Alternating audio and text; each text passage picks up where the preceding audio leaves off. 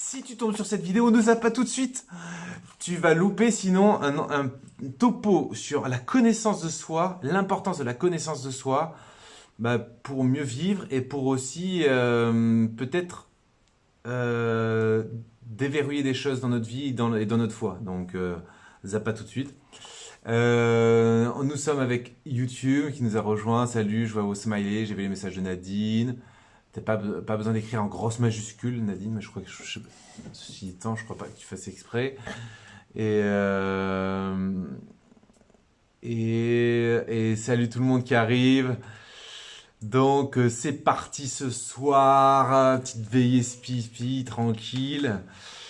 Encore des super beaux partages. On continue un petit peu d'avancer dans la méditation de Luisa Picaretta, cette grande mystique italienne qui c'est du feu en boîte. C'est du feu en boîte. Et les passages que j'ai sélectionnés pour aujourd'hui, ça va yesh les gars. Donc, est-ce que vous êtes bien assis? Est-ce que voilà quoi? Est-ce que voilà, faites le tri dans toutes vos inquiétudes ou quoi? Posez bien vos fesses, vos bras. S'il y a des accoudoirs, c'est tant mieux. Adossez-vous. Voilà.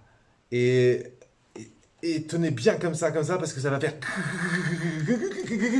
comme ça. Ok? Alors c'est parti. On commence direct. Autant je pourrais très bien peut-être faire pour une fois une petite conférence de moins d'1 heure. Hein. C'est quand même dingue. Tous les vendredis, je fais un topo d'1 heure. Je sais pas comment je fais. Bon, bref. Alors c'est parti. On attaque fort, on attaque voilà sans tortiller des fesses quoi. Hein. Ça sera le thème de la soirée. Donc sur la connaissance de soi. Alors c'est intéressant. Moi j'avais été assez surpris. Vous voyez, j'ai fait des études de psycho et j'ai fait des études de psycho et je lisais des choses dans la mystique ou dans tout simplement le magistère, dans l'enseignement d'église, qui me faisaient penser à ce que j'étudiais en psycho. Parce que, par exemple, Sainte Thérèse d'Avila parle beaucoup de connaissance de soi.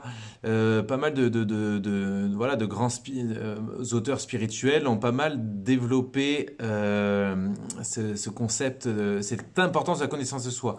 Or, c'est pas forcément un truc qui nous vient spontanément en tête quand on est chrétien de se dire c'est important de se connaître. On pense plutôt à bien connaître Dieu, à être charitable, tout ça, tout ça.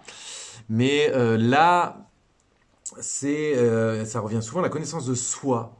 Et on peut se dire, mais est-ce que c'est pas un peu égocentrique est-ce que c'est pas plutôt l'affaire des psychologies, des sciences modernes, tout ça, tout ça. Et en fait, que nenni, mes chers amis.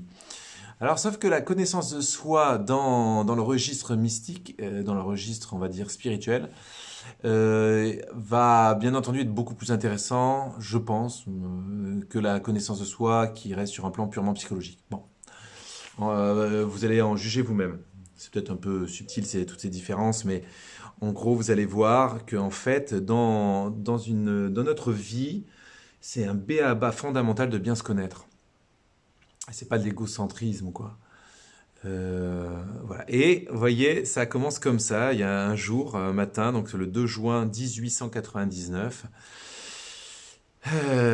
Luisa Picaretta écrit « Ce matin, mon très doux Jésus voulait que je touche mon néant de mes propres mains. »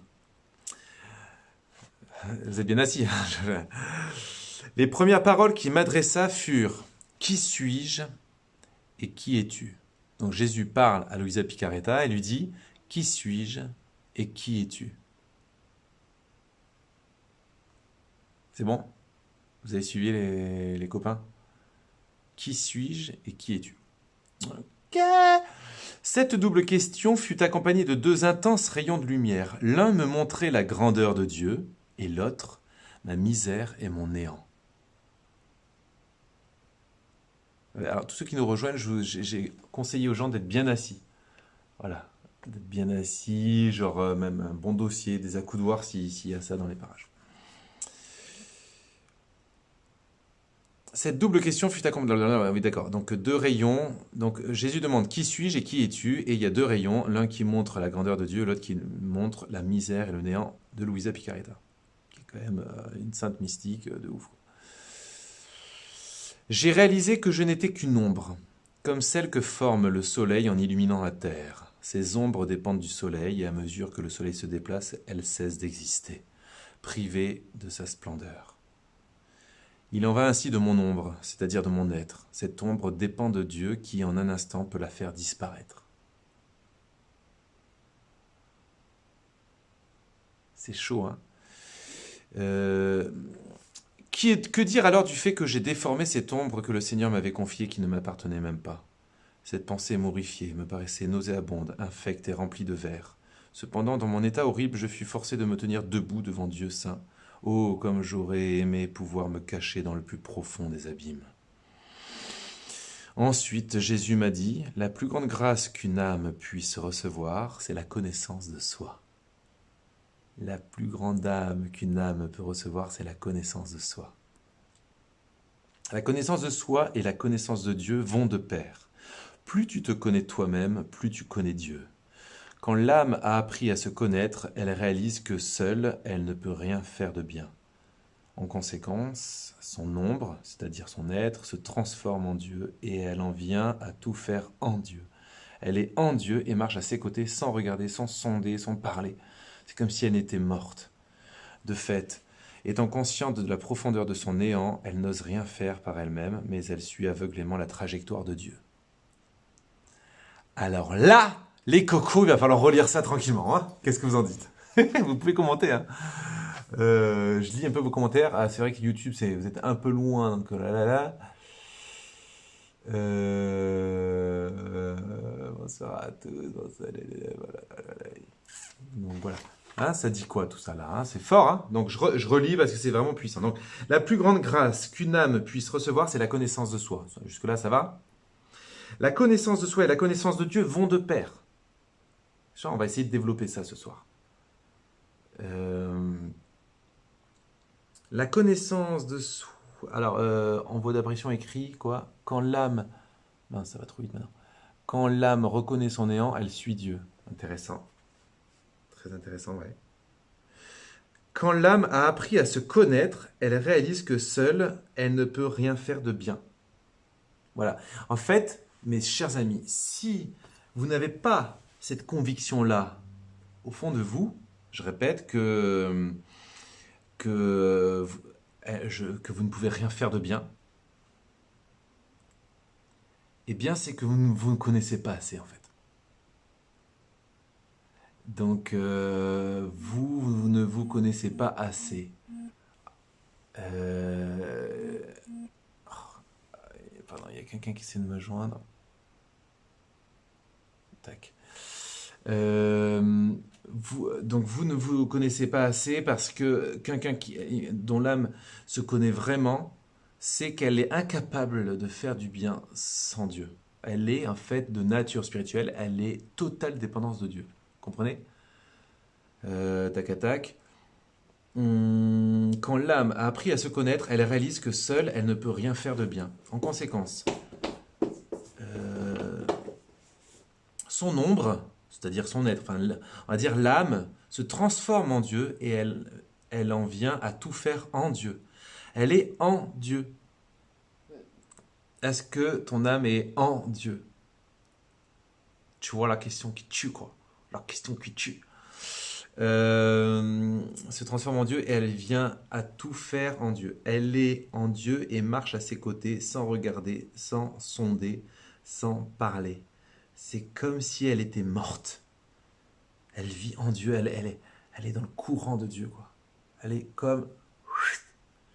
Elle est divinisée et on n'est jamais aussi beau, rayonnant, efficace, fécond que lorsque on est totalement dans la volonté de Dieu. C'est le but ultime de notre vie.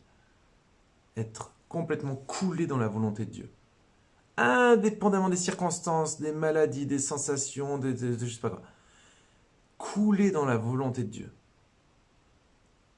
Ça va vous situer? Donc, elle est en Dieu et marche à ses côtés sans regarder, sans sonder, sans parler. Elle ne se pose pas de questions. Elle est dans le mouvement même de Dieu, ça va? C'est un peu théorique, d'accord, mais En gros, ça sera toujours, il y aura toujours une part de théorique dans ce qu'on est en train de lire. Mais c'est pas parce que c'est un peu théorique que c'est pas réalisable. C'est en fait, ça doit dicter notre aspiration. C'est-à-dire en fait, nous, si on veut suivre Dieu, on doit vouloir faire sa volonté. C'est-à-dire aimer Dieu, avoir une vie de foi. Par exemple, si vous êtes du genre à dire oui, j'ai la foi, tout ça, ok, ça suffit pas. Il faut aller plus loin que ça. Avoir la foi, ça ne suffit pas. C'est pas d'abord, on n'a pas la foi. C'est pas une possession établie pour toujours. C'est avoir la foi, c'est apprendre à connaître Dieu, apprendre à se connaître, apprendre à connaître la grandeur de Dieu. Et à la mesure de la grandeur de Dieu, on en apprend à découvrir notre misère. Et plus on découvre notre misère, plus on découvre la grandeur de Dieu, plus on découvre la grandeur de Dieu, plus on découvre la misère de Dieu, la misère de moi, de frère Benjamin, non, enfin de chacun. C'est un même mouvement, et c'est pas un mouvement de je suis nul, je suis misérable, c'est horrible. C'est pas de cet ordre-là un peu psychologisant. C'est plutôt une espèce d'évidence interne que en fait il y a un truc en nous qui s'appelle l'âme et qui se déploie pleinement que lorsqu'elle est totalement divinisée en Dieu. Elle est en Dieu. Elle est dans le cœur de Dieu. Dans Saint Jean, on parle beaucoup de demeurer en Dieu et Dieu en nous. Ok. Euh, Merci Chris pour le retour. Parce que des fois je me dis c'était trop théorique, c'était trop compliqué. Si c'est trop compliqué, n'hésitez pas à poser des questions, à essayer de transformer votre difficulté à comprendre, si toutefois c'est le cas, en question pour qu'on passe pas à côté de ça, parce que c'est vraiment important. Donc connaissance de soi, connaissance de Dieu, et notre âme qui suit le mouvement de Dieu, sans se poser de questions, un total abandon, totale confiance en Dieu. Elle n'analyse même pas, elle accueille. Voilà. Vous voyez que c'est un grand chemin. Voilà. C'est comme si elle était morte. De fait, étant consciente de la profondeur de son néant, donc l'âme, quand elle est consciente de la profondeur, euh, euh, quand elle est consciente de la profondeur de son néant, l'âme, elle n'ose rien faire par elle-même. Vous voyez, c'est ça qui serait intéressant. C'est vraiment très intéressant. Vous voyez, c'est l'évangile. Dans l'évangile, quand Jésus présente les enfants, il faut comprendre que l'évangile est beaucoup plus puissant. Les gars, l'évangile. Peut-être qu'un jour, il faudrait que je me remette dans les évangiles, mais les évangiles, vous en entendez tout le temps parler, donc c'est pour ça que moi j'essaie de vous faire des trucs qui parlent d'autres choses. Mais l'évangile, c'est d'une puissance, les copains. Donc, voilà, c'était une parenthèse. Bon, maintenant je reviens. Dans l'évangile, quand Jésus présente un enfant et dit qu'il faut ressembler à cet enfant, vous voyez, là, ce qu'on vient d'entendre, c'est important. C'est-à-dire qu'en fait, elle n'ose l'âme consciente de qui elle est, c'est-à-dire la profondeur de son néant, en quelque sorte. Alors là, elle a conscience qu'en fait, c'est même pas la peine qu'elle essaie de s'agiter, de faire, de briller, je sais pas quoi, mais même pas de briller, de s'agiter, tout simplement. Euh, Elle n'ose rien faire par elle-même, mais elle suit aveuglément la trajectoire de Dieu. Vous voyez l'humilité à laquelle nous sommes appelés, Vous vous rendez compte de, est-ce que vous, enfin, je sais pas, réagissez, dites-moi. Attendez, je trouve que ça m'éclaire trop ce truc-là. Ah ouais, voilà, c'est mieux. Donc, je vais répéter pour que ce texte descende en vous. On m'a demandé qu'est-ce que c'était. C'est le livre du ciel de tome 2 de Luisa Picaretta. Il y a 36 tomes. Vous tapez livre du ciel sur internet. Livre du ciel, Luisa Picaretta. Donc, quand l'âme a appris à se connaître, elle réalise que seule, elle ne peut rien faire de bien. De fait, étant consciente de la profondeur de son néant, elle n'ose rien faire par elle-même, mais elle suit aveuglément la trajectoire de Dieu. Il faudrait qu'on soit cette espèce de totale dépendance qu'un petit bébé un tout petit bébé qui peut même pas encore marcher. Même en termes de déplacement, c'est galère. Même le petit bébé, vous savez qu'on est encore obligé de tenir sa nuque, au niveau de la nuque, enfin on doit tenir un peu sa tête pour pas que... Et ben, on doit être ce petit bébé totale dépendance. Totale dépendance. C'est ça, hein, la profondeur de son néant, c'est la conscience de sa totale dépendance. On est foutu sans Dieu. Il faut arrêter d'imaginer autre chose que ça. On est foutu sans Dieu. même si dans la vie, on pourrait avoir l'impression qu'on peut se débrouiller. Bon, et c'est beau aussi que la vie nous offre cette impression-là, mais ce n'est qu'une impression. Voilà. Comme une trajectoire d'une bulle dans l'atmosphère. Ah, pas mal. Comment découvrir son chemin? C'est une belle question, ça. Prière, prière, prière, hein, la réponse. C'est très simple. Alors, je continue. L'âme qui se connaît bien ressemble à ces personnes qui voyagent en bateau à vapeur. Sans faire un seul pas, elles entreprennent de longs voyages. Mais tout se fait grâce au bateau qui les porte. Ah, c'est trop bien! Ah, il faut que je fasse un mot du jour avec ça. Je sais plus. J'ai préparé quelques petits mots du jour à partir de Luisa Picaretta. D'ailleurs, je viens d'en faire deux. Je ne sais pas si vous les avez vus. Je me fais un petit thé, hein, ne vous en déplaise, jeune homme. N'importe quoi. Un petit thé au jasmin, ça faisait longtemps. J'étais beaucoup sur les tisanes ces derniers temps. Donc, voilà quoi. Hein. Elle est belle cette image, vous voulez que je vous relise? L'âme qui se connaît bien ressemble à ces personnes qui voyagent en bateau à vapeur. Sans faire un seul pas, elles entreprennent de longs voyages. C'est excellent, non? Mais tout se fait grâce au bateau qui les porte. Il en est de même pour l'âme qui, en confiant sa vie à Dieu... Vous avez compris l'image, hein? Mince, comment je vais réussir à tourner ma page?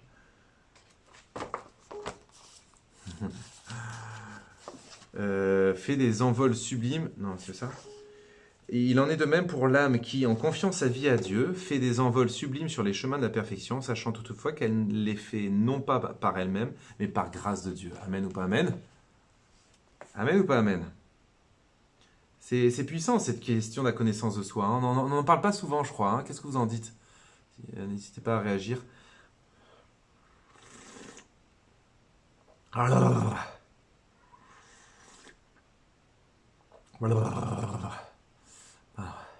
C'est haut.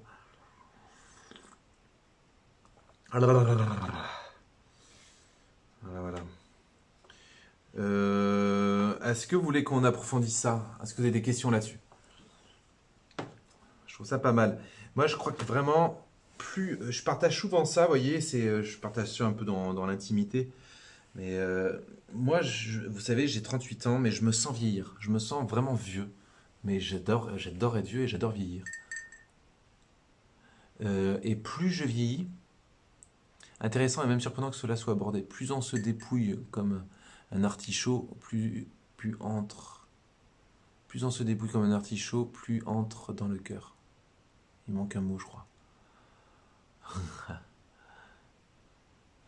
Ouais, alors j'étais en train de dire, moi, je sais pas vous, hein, vous pouvez partager autour de ça, mais plus je vieillis, plus ah, salut Candy, bienvenue à toi. Plus je vieillis, plus je deviens lucide sur ma pauvreté. Je sais pas si ça vous fait ça, vous aussi. Moi, ça va faire déjà quelques années que c'est comme ça, mais alors là, on va dire depuis 3 ans, c'est de plus en plus marqué. Vraiment, plus je vieillis, plus j'ai cet immense cadeau du ciel. J'estime ça être un cadeau du ciel parce que j'ai pas l'impression que c'est un truc que j'ai cherché. C'est dans la prière, à force de prière en prière. Je vais même vous dire quelque part tous les jours pendant mes temps de prière, j'ai une nouvelle prise de conscience, j'ai une nouvelle sens. Si vous voulez, je dis souvent que je sens rien dans la prière, mais il y a au moins un truc que je sens, c'est ma pauvreté. Je sens ma misère, je la vois, je la, je- c'est peut-être la chose dont je suis le plus sûr en fait. J'éprouve ma pauvreté tous les jours. Je- mais pourtant, vous voyez, c'est même pas, je peux même pas vraiment m'appuyer sur des choses, par exemple, où je merde complètement en faisant telle chose ou quoi. Globalement, depuis quelques années, ça m'arrive de faire des maladresses, comme tout le monde, mais je fais rien de très grave, quoi. Enfin, bon, je suis tenté que j'ai déjà fait quelque chose de grave, mais je veux dire, en tout cas, j'ai pas des raisons forcément objectives. C'est ça que je suis en train de vous dire. J'ai tué personne. j'ai insulté personne, je ne suis même pas énervé contre qui que ce soit depuis des années. Donc, je sais pas, il y a pas des choses forcément très objectives qui me permettent de dire que je suis pauvre, vous voyez. Mais c'est dans la prière, c'est une espèce d'évident, une conscience paisible et d'une lucidité sur ma pauvreté. Et ça, c'est un truc qui m'avait frappé. Peut-être un des gros points de départ de cette prise de conscience, c'est Medjugorje. Pas à l'âge de 9 ans, mais quand j'y suis retourné justement pour fêter les 20 ans de conversion, donc à l'âge de 29 ans. Donc c'était il y a moins de 10 ans. Je suis retourné. J'étais un peu sceptique, c'est-à-dire que j'étais pas. Je finissais par avoir quelques doutes. Rendez-vous compte, j'étais vraiment. Rappelez-vous, j'avais 29 ans, donc je sortais à peine de la nuit de la foi. Donc j'étais encore pas mal entaché de mécréanisme, quoi. Mais bon, c'était pas de ma faute, donc, mais n'empêche que Medjugorje, j'avais entendu tellement de conneries sur Medjugorje que je commençais à avoir quelques doutes. Mais je me suis dit, mais il faut quand même que j'y aille. C'est quand même grâce à Medjugorje que je suis devenu chrétien. Donc, combien même ce serait pas tout à fait authentique, c'est quand même un lieu qui a compté. Donc, et j'y suis allé en mode un peu de touriste avec un pote. On y est allé en bagnole, pas avec un pèlerinage avec des pèlerins qui allaient prier à longueur de journée. On y allait en mode touriste en se disant, de toute façon, Medjugorje, c'est pas loin de la mer. On va faire des allers-retours.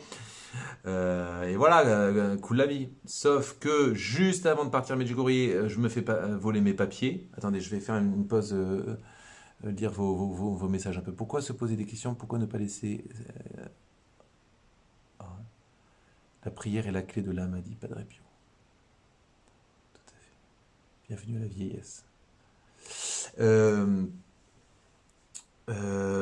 donc, juste avant de partir à Medjugorje. Donc, Medjugorje, pour la petite histoire, c'est en Bosnie-Herzégovine, hein.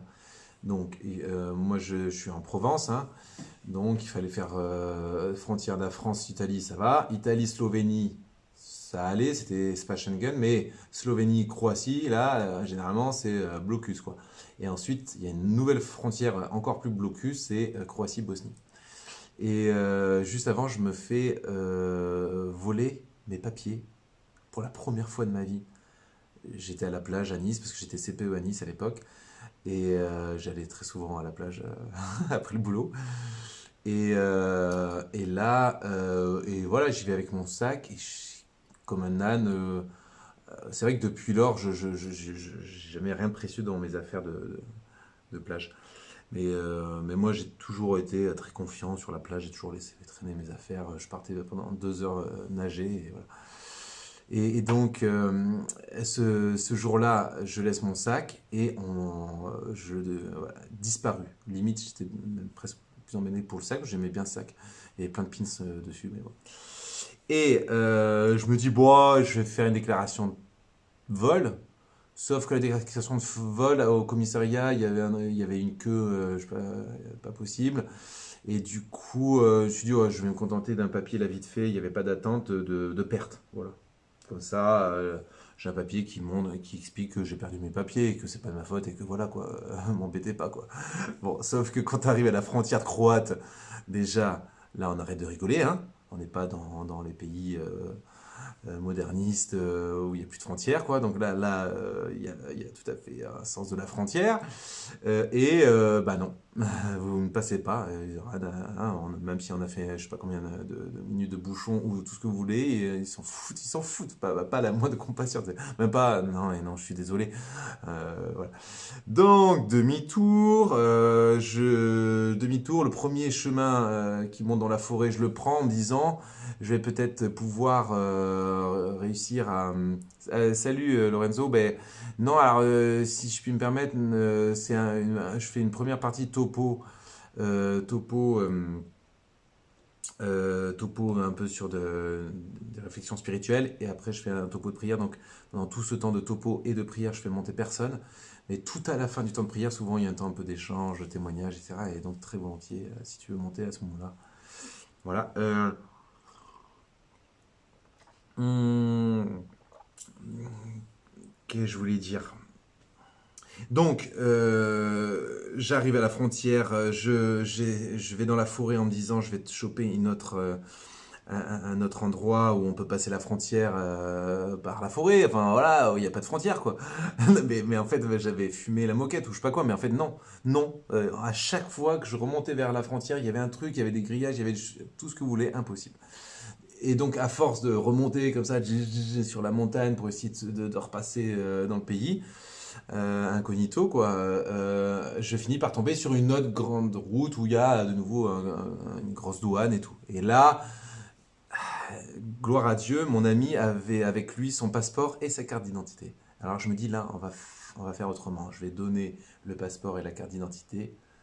Voilà. Et là, bingo les gars, je pense qu'il pense, c'est pas, lui il est plutôt châtain clair, moi blond, mais on, a un peu, on pourrait nous confondre et je pense qu'il regardait pas vraiment la photo, il regardait plutôt d'autres indications et donc ils ont pas vu que c'était deux fois le même nom et ils ont estimé que c'était les papiers de l'un et de l'autre quoi.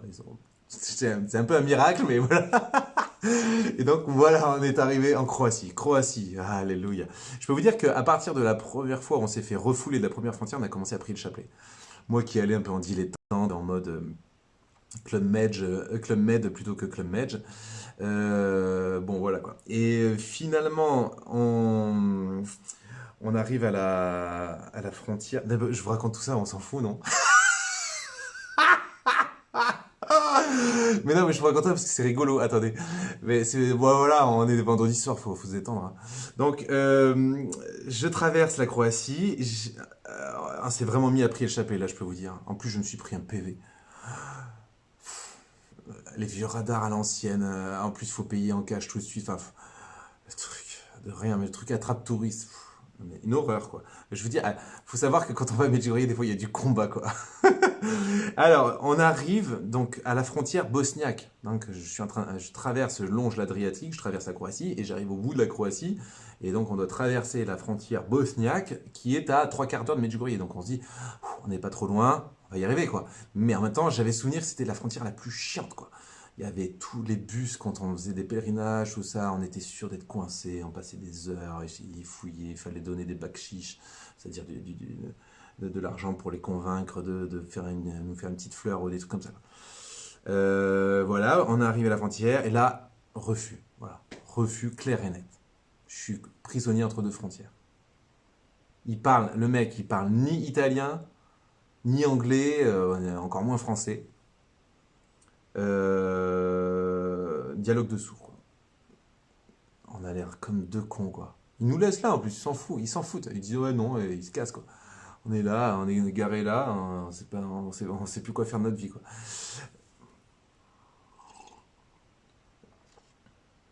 Je retourne à la charge.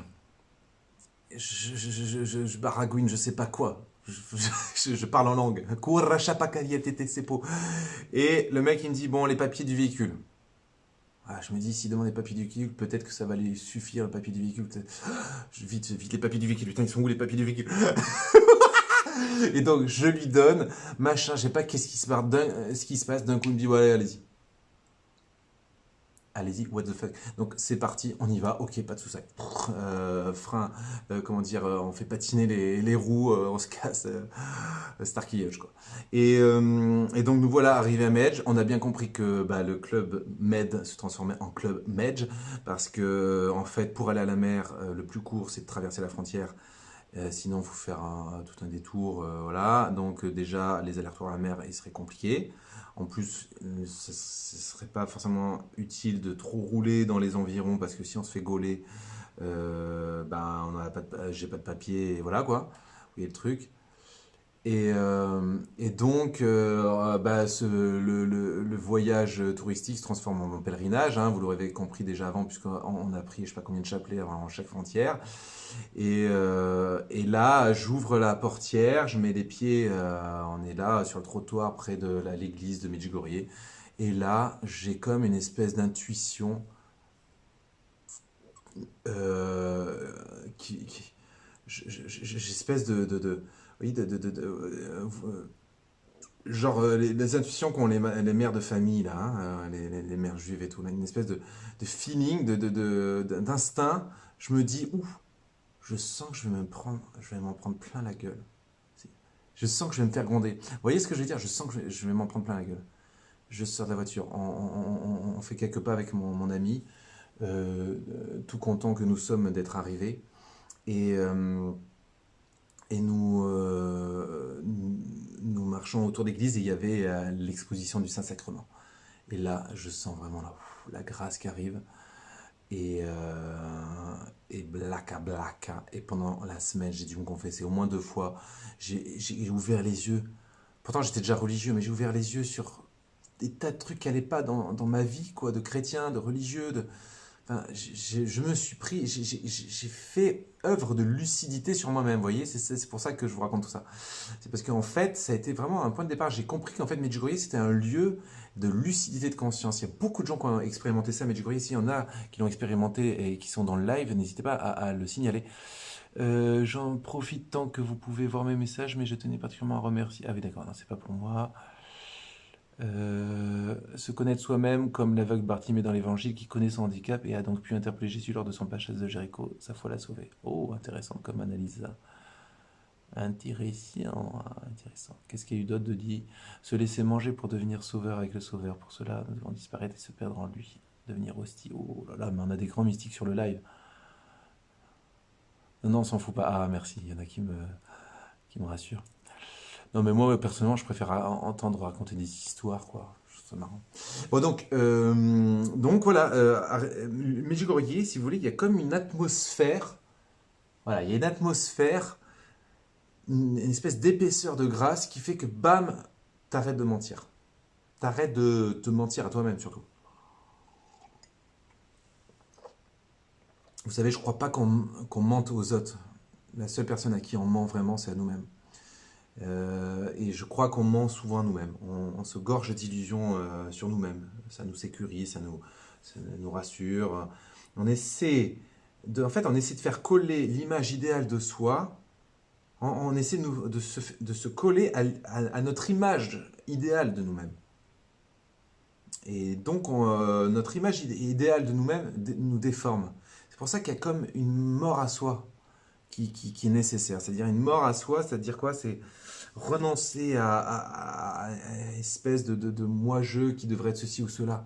Non, la vérité, c'est que ton moi-je, il est ni ceci ni cela, il est juste néant. C'est ça le thème de ce soir, c'est-à-dire mieux se connaître, c'est mieux connaître à quel point on est toute dépendance, on est des petits piou-piou de rien du tout. Donc tout ce qui est image idéale de soi, je sais pas quoi, ça vous savez, c'est le danger aussi du coaching de développement personnel ou d'un certain nombre de thérapies modernes et même de la psychanalyse ou autre.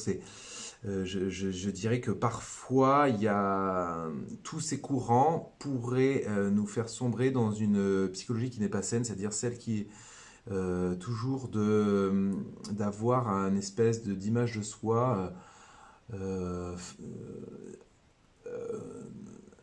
enfin, dans une espèce de positivité nécessaire en fait. Non, c'est pas nécessaire, je dirais, une espèce de positivité de soi-même. Moi, je trouve que, bon, peut-être il faudrait distinguer les moments de notre vie. Je pense que c'est une histoire, c'est une histoire de time aussi, de maturité. C'est pour ça que ce que je dis là est à nuancer fortement, parce que je pense, moi qui suis éducateur, je suis bien placé pour en parler. C'est-à-dire qu'on voit bien qu'avec des ados, il y a quelque chose de l'ordre d'une certaine estime à retisser, à reconstruire. Ok, mais ça ne peut pas, c'est pas une fin en soi. Enfin, je pense que la fin en soi, c'est plutôt de découvrir à quel point on est un amas de misère et que sans Dieu, on n'est rien. Jean 15, 5, sans moi, vous ne pouvez rien faire.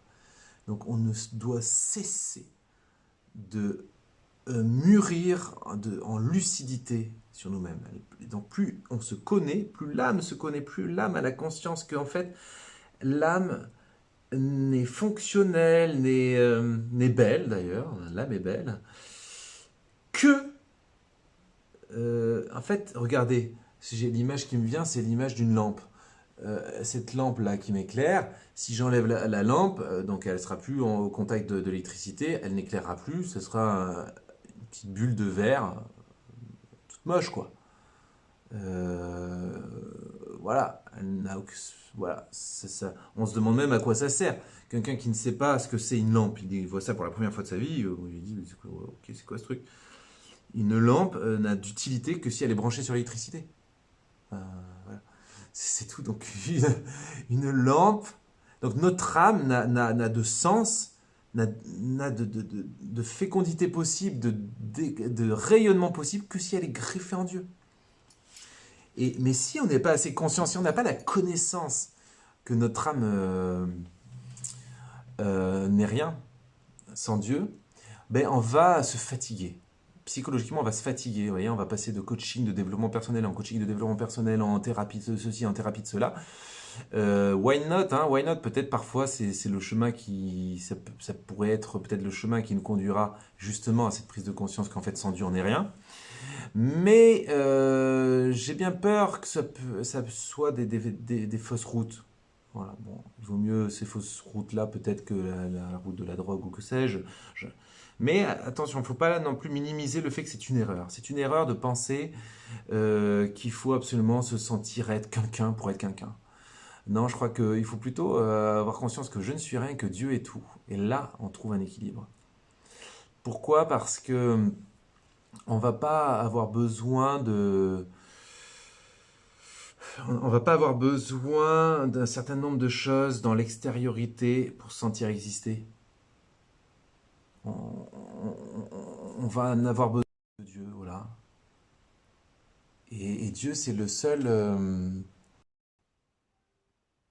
Dieu, c'est le seul. Comment dire C'est c'est la seule dépendance qui nous libère. Ouais, si vous voulez noter ça dans vos petits calepins, Dieu, c'est la seule dépendance qui nous libère.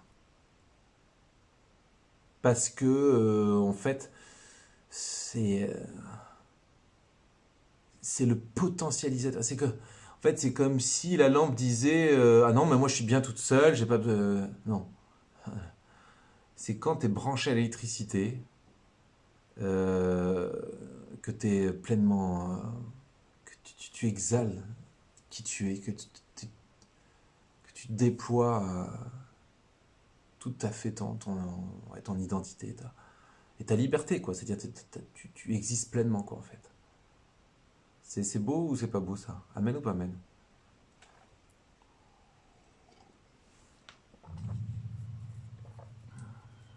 Donc, moralité d'histoire, moi je vous encourage, je nous encourage vachement à demander ces périodes. Ben, moi je propose ce soir, ça soit un peu ça le thème de soir, c'est de vraiment demander au Seigneur de nous éclairer, peut-être sur notre pauvreté. Peut-être ça va faire mal, hein, je vous préviens, mais je crois que un certain nombre d'entre nous n'ont pas tant besoin d'être éclairés sur leur pauvreté que plutôt de la voir différemment. Je crois que sur le live, il y a beaucoup de gens qui sont assez convaincus de leur pauvreté. Mais voyez, le souci, c'est le statut que cela opère. Comme on a un langage continuel on va dire des sciences, enfin sciences, le mot est fort, mais des courants de pensée psychologiques, voire psychologisants actuels, comme on est en baigne dans j'ai envie de dire ce bain idéologique, euh, eh bien, on a appris et on a fini par penser qu'en fait, c'était pas bien de se trouver pauvre. Alors peut-être les mots sont maladroits des fois. Je crois que se reconnaître néant et pauvre et misérable ne signifie pas qu'on est nul. Nul, il y a une connotation vraiment de jugement et de condamnation. Donc, or, souvent, alors, si vous dites à longueur de journée que vous êtes nul, là, je dirais, c'est quand même, il y a quelque chose qui n'est pas tout à fait ajusté. Euh, bon, mais si par contre vous êtes super lucide sur à quel point vous êtes pauvre parce que vous avez été diminué par votre maladie, par votre psychologie, par les événements de la vie, vous vous sentez vraiment diminué, abattu ou quoi. Donc tout ça, vous en avez bien conscience, mais souvent, qu'est-ce qui fait qu'on souffre? C'est pas tant d'être diminué, abattu ou malade, ce qui fait qu'on souffre, C'est la conviction que c'est pas bien d'être comme ça. C'est pas bien d'être malade. C'est mal d'être déprimé. C'est mal d'être dépressif. C'est mal d'être, je sais pas, schizophrène. Voilà. Il y a pas de, il y a plutôt, en fait, toutes les fois où vous réalisez certains aspects de votre pauvreté, ce sont des lieux, enfin voilà, sur le chemin, un chrétien, j'allais dire un bon chrétien, chaque prise de conscience de sa pauvreté, que ce soit à travers la maladie, de quelque sorte que ce soit, ou de ses fragilités émotionnelles, ou que sais-je, eh bien, chaque prise de conscience devrait le réjouir, plutôt, quelque part. C'est un peu provocateur ce que je dis, mais non, enfin, c'est pas que c'est provocateur, c'est dur, mais c'est la vérité. Je pense que euh, tout événement de notre vie, toute expérience de vie qui nous rappelle combien on est fragile et dépendant, on doit pouvoir l'envisager comme en fait une sorte d'avantage. Comme dit Saint Paul, je me glorifierai dans ma faiblesse. Euh, Parce que je sais que c'est ça la route du ciel. C'est peut-être pas la route du bonheur épanoui que nous présente le monde, mais comme dit la Vierge Marie à Sainte Bernadette, je ne vous promets pas le bonheur en ce monde, mais dans l'autre. Donc ok, peut-être qu'on va galérer des années et des années durant, peut-être même des décennies. Mais sachez que la moindre de vos pauvretés, dans vos expériences de vie, dans vos maladies ou que sais-je, sont de deuil aussi, hein, de deuil, voilà, des expériences de nudité où vous êtes comme une loque. C'est peut-être le lieu, c'est le grain de blé qui meurt en terre. Voilà. Si le grain de blé ne meurt pas, il ne porte pas de fruits. C'est-à-dire, en fait, c'est le lieu de la fécondité. C'est pour ça que dans l'Évangile, il dit heureux les pauvres de cœur, le royaume des cieux est à eux. Heureux, heureux ceux qui pleurent, ils seront consolés. C'est quand même. Vous savez, c'est des phrases qu'on entend. Pour qui a eu une éducation chrétienne, il a entendu ça toute sa vie. Donc on est un peu blasé. Méfiez-vous d'être blasé de certaines phrases de l'Évangile. Heureux les pauvres de cœur. Heureux ceux qui pleurent, ils seront consolés. Oh, c'est mignon. Oui, oui, heureux ceux qui pleurent, ils seront consolés. C'est pas grave. Hein. Non, bon. Non, il faut revenir sur le côté trash de cette phrase. Heureux ceux qui pleurent. Passez pas trop vite à ils seront consolés. Trop fastoche. Restez sur la phrase heureux ceux qui pleurent. Heureux ceux qui pleurent. Heureux ceux qui pleurent. Heureux ceux qui pleurent. Heureux ceux qui pleurent.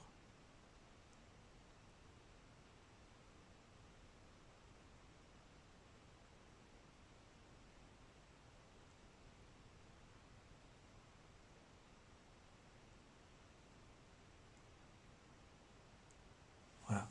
Non, non, ça bug pas, c'est moi qui bug, mais voilà. Heureux ceux qui pleurent, heureux les pauvres. Donc, toute expérience de vie qui nous renvoie à notre pauvreté, à notre finitude. Ah, Ah merde, mince. Qu'est-ce que j'ai fait? Ah oui, il faut que je rebranche mon ordi.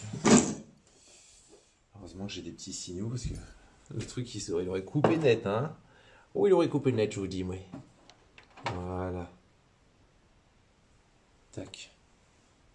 J'en profite pour me.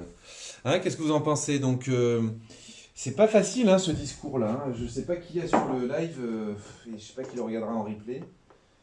Si vous le regardez en replay, n'hésitez pas à commenter. Je regarde tous mes messages.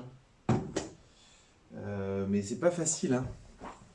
Comprenez ça, c'est que évidemment quand vous perdez, je sais pas moi, votre enfant, vous perdez votre sœur toute jeune, je sais pas, enfin, les exemples ne manquent pas. Ou alors vous apprenez que vous avez un cancer, évidemment, vous n'allez pas vous dire ah, heureux, heureux, ça c'est sûr. Mais si vous voulez, n'empêche, c'est pas parce que vous n'allez pas vous le dire que c'est pas ça le vrai chemin, en fait. Comment dire? C'est pas parce qu'on va pas dire à quelqu'un qui vient d'apprendre qu'il a un cancer, mais heureux es-tu d'avoir un cancer? Tu vas goûter ta pauvreté et ta fragilité et je dirais, tes limites, ta finitude. Tu vas peut-être même toucher la mort. Tu te rends compte, mais c'est merveilleux. Donc, ok, on va pas lui flanquer ça dans la gueule, mais en fait, c'est vrai. C'est chaud, hein? Non, mais c'est vrai. C'est-à-dire qu'en fait, dans ce chemin de dépouillement, la personne qui se nourrit de prière, elle peut être amenée à découvrir qu'en fait, ce cancer-là, c'est peut-être cette étape de la vie qui la fera le plus grandir de toute sa vie. Et elle, qui pensait déjà être une adulte accomplie, elle va découvrir qu'en fait, elle a encore un chemin de dépouillement. Et la mort, c'est le dépouillement absolu. Et, mais c'est nécessaire. C'est nécessaire parce que la mort et la souffrance et tout ce dépouillement est rendu nécessaire par le péché. Nous sommes péchés, quoi. Nous sommes enfants du péché et nous sommes pécheurs. Donc c'est indispensable. Ça peut choquer un tel discours, bien sûr, mais j'en ai conscience. Euh,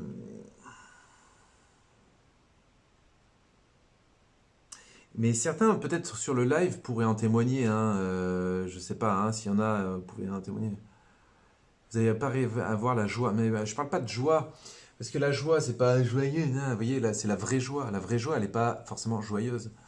Quand on dit heureux, d'abord, c'est vraiment une plénitude de bonheur en hébreu. Plénitude absolue. Et c'est aussi, il y a quelque chose de l'ordre de la sainteté, quoi. Une plénitude, quoi. Donc heureux les pauvres, heureux ceux qui pleurent, parce qu'en fait, ils vont faire un chemin de retour à, à, à la totale dépendance. En fait, c'est la totale dépendance qui... paradis, c'est la totale dépendance à Dieu, qui est donc la totale liberté. C'est vraiment le grain de blé tombé en terre, s'il ne meurt, il ne porte pas de fruits. C'est vraiment la mort à soi. Voilà, c'est un mystère de... C'est c'est comme ça, c'est la mort à soi pour la vie.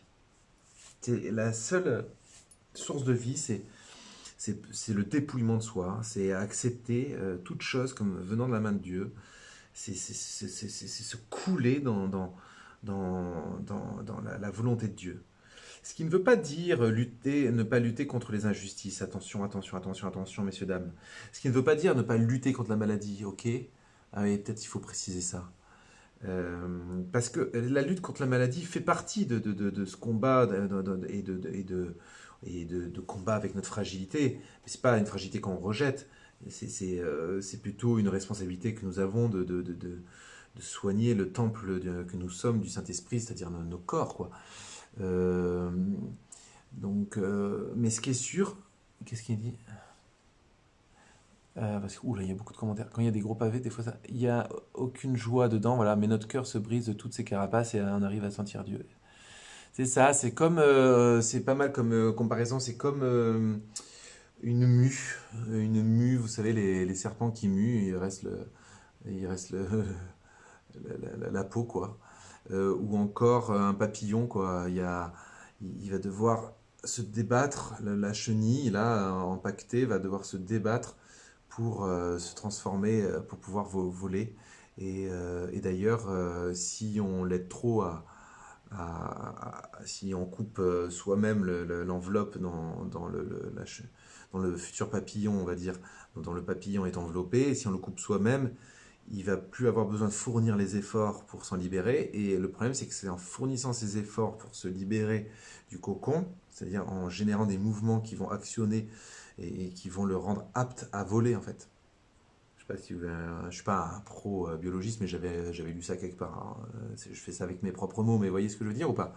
Papillon dans son cocon, là, c'est le fait de se débattre de son cocon qui va lui permettre de voler par la suite. Alors que si on coupe le cocon à sa place, c'est pas dit qu'il puisse voler de ses propres ailes. Vous voyez? Donc c'est notre vie sur Terre, c'est un peu ça, quoi. Euh, notre envol vers le ciel est tributaire d'une espèce de combat qui nous est donné de vivre à travers les épreuves de la vie. Voilà. Et cherchez pas aussi, parce qu'on avait une conversation là-dessus, je crois pas ça très sain de chercher une intention au mal qui nous arrive. Et des fois, on a un côté, une pensée un peu magique. Si vous faites un peu de psychologie, vous tapez pensée magique. La pensée magique, c'est vraiment une pensée un petit peu primaire, primitive. Elle n'est pas méprisable, hein, mais disons qu'on ne peut pas s'en tenir à cette pensée. Il faut aller plus loin. Mais il y a une pensée qui consisterait un peu à s'imaginer que il faut. Et s'il nous arrive tel souci, c'est de notre faute. Voilà. Le karma, tout ça. Ça, je trouve que c'est une pensée. Pourquoi c'est une pensée primaire, primitive? Parce que c'est une pensée très, je dirais, manichéenne d'une part, et simpliste, et trop centrée sur soi aussi. Non, si vous prenez un peu du recul, que vous ne regardez pas que votre nombril, vous verrez bien que le mal frappe sans justice. C'est un pur chaos. Il n'y a pas de justice. Ne cherchez pas de justice. Commencez pas à chercher forcément une raison. Ah bah tiens, il m'arrive ça parce que. Alors, on peut se poser la question, attention, bah, de toute façon, souvent on se la pose naturellement. Mais n'allez pas. Souvent, les gens vont trop vite en besogne en disant ah bah Dieu m'a puni ou je sais pas quoi. Ou alors ils font la gueule à Dieu parce qu'ils pensent que Dieu les a punis ou je sais pas quoi, alors que pourtant ils ont rien fait. Voilà. Non, ça c'est pensée infantile, vous voyez, c'est pensée de moins de 6 ans. Voilà. Et encore, c'est plutôt homme de Cro-Magnon.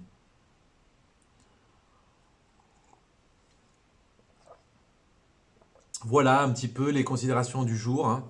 Je pense qu'on peut peut-être s'arrêter là. Est-ce que vous avez des questions ou quoi? Ça vous fait réagir un peu là, je vois. Je vais essayer de checker les messages. Alors sur YouTube déjà. Non, sur Insta parce qu'il y en a beaucoup. Les chemins sont souvent incompréhensibles mais se font dans la volonté de Dieu permet de trouver le repos. Ouais, c'est ça.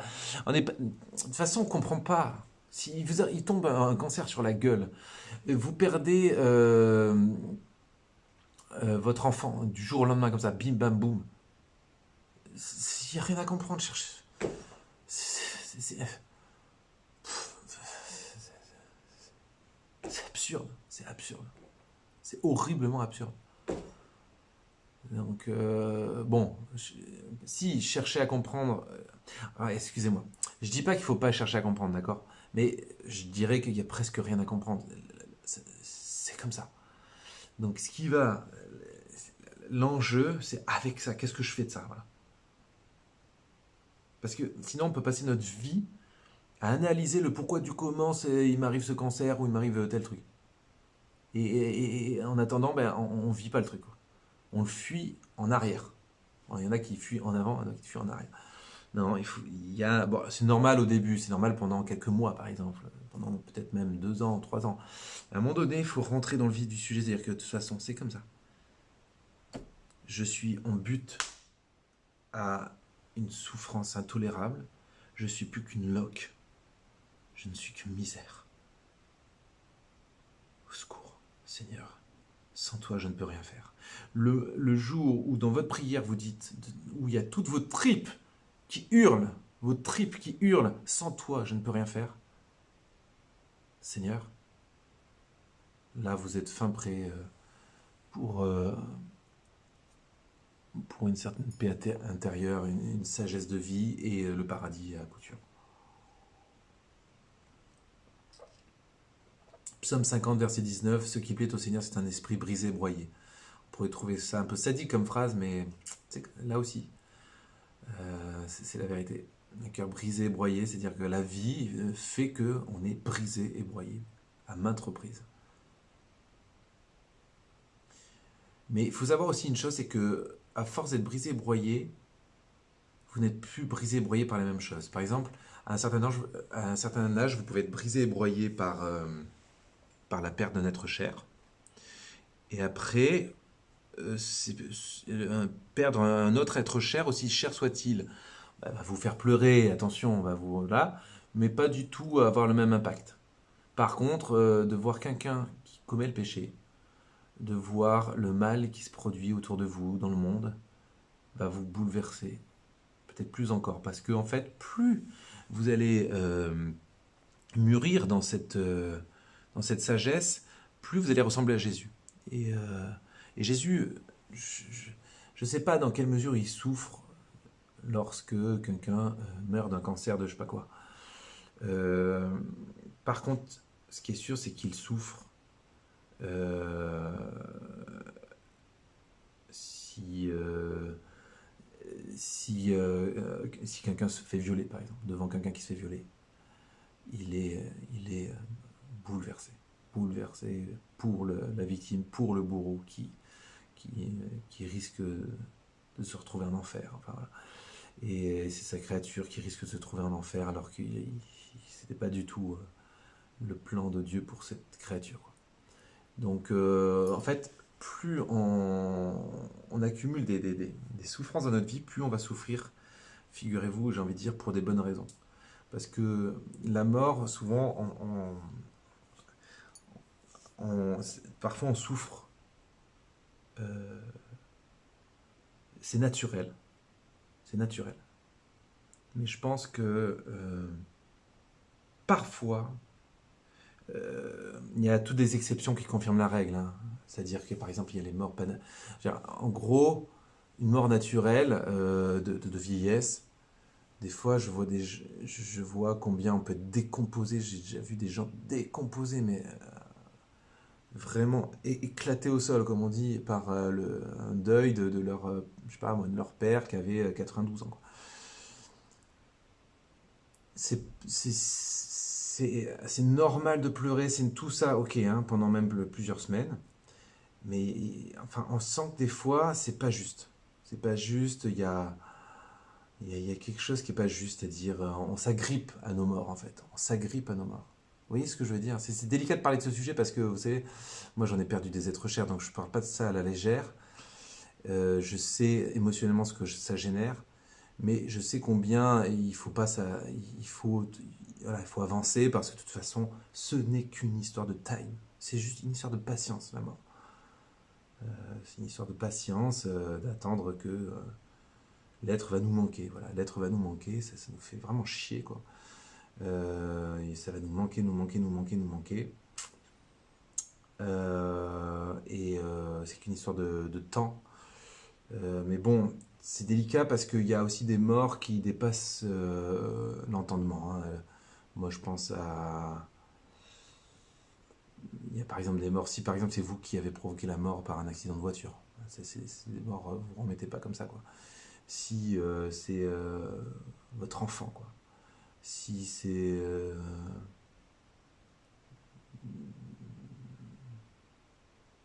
votre parent alors que vous êtes enfant. Enfin, voilà. Il y a quand même des choses chaudes, quoi. Mais bon, voilà, c'est encore un autre sujet. On va s'arrêter là. C'est pas très joyeux de s'arrêter là-dessus. Alors, je vais, comme d'habitude, couper le live. Hum, et le relancer. Je vais couper le live et le relancer immédiatement.